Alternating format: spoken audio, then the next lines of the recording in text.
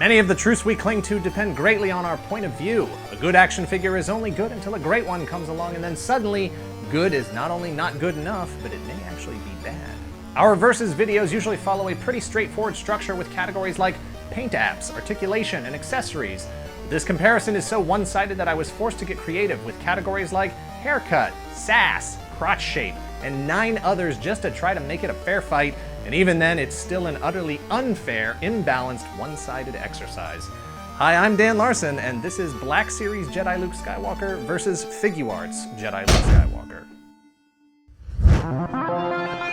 Black Series is a frustrating line when it comes to articulation. For some reason, double-jointed knees are okay, but double-jointed elbows are not allowed unless they can be concealed with cloth goods like Farm Boy Luke, Yoda, and the Emperor. I don't know if this is a cost-saving measure or some weird design edict about maintaining a clean line aesthetic. I just know that a Jedi figure has a hard time looking natural holding a lightsaber when he can't bend his elbows past 90 degrees.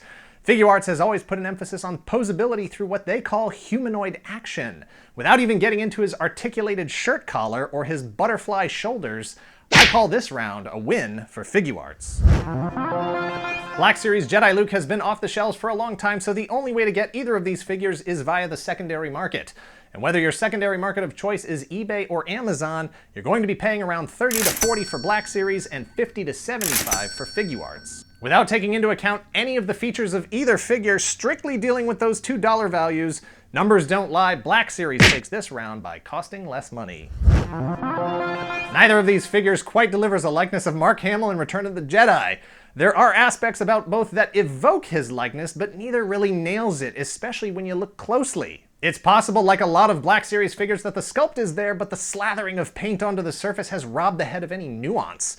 What little paint is applied gives Luke a worried puppy dog look that is not becoming of a Jedi Knight. Figuarts has taken an innovative approach to the face application by literally applying a printout of a face to the surface of the plastic, or at least that's what it looks like. While it gives his face warmth and softness, it also appears powdery like toner, and there's no highlights in his eyes, which betrays the lifelike skin tones. None of that matters though, because when it comes to the face, Figuarts gives you interchangeable faces and hairstyles for a total of 4 different looks. In your face, Black Series, Figuarts wins this round. Figuarts comes with more accessories, sure, but Black Series gives you the wardrobe flexibility to display Luke as both pre- and post-final duel in Return of the Jedi. That battle was so intense that Luke had to undo the top button of his Jedi shirt, and only Black Series thought that detail was important enough to incorporate it into the figure with interchangeable front shirt panels. Figuarts' butterfly shoulder articulation actually has the opposite effect of ruining the clean silhouette of his shirt in the name of increased posability. Details matter to figure photographers, so this round goes to Black Series.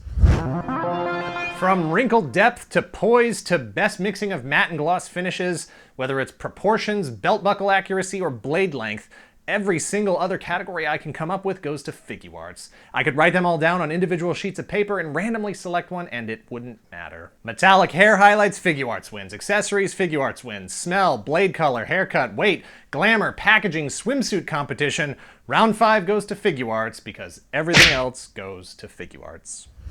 Black Series is not an inherently bad figure. The problem is the two companies started out with the same idea, but executed it with 2 completely different end products in mind. For posability, for accuracy, for value, for accessories, for interchangeable faces, Figuarts is truly a great figure, especially when compared to what was once considered a good Black Series figure. Thanks for watching. If you agree with me, hit like. If you disagree, hit do not like. And if you can't decide, flip a coin.